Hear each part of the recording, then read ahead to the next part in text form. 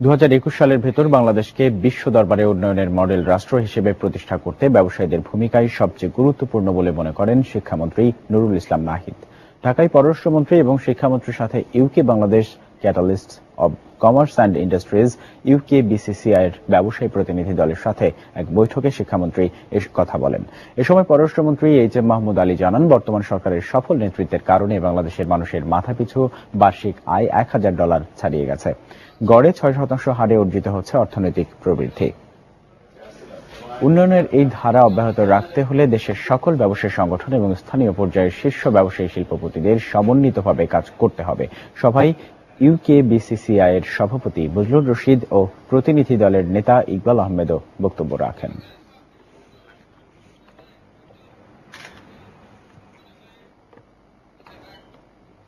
দর্শক, এই ছিল আজকের এসিটিভি অর্থ বাণিজ্য সংবাদে। ধন্যবাদ সাথে থাকার জন্য।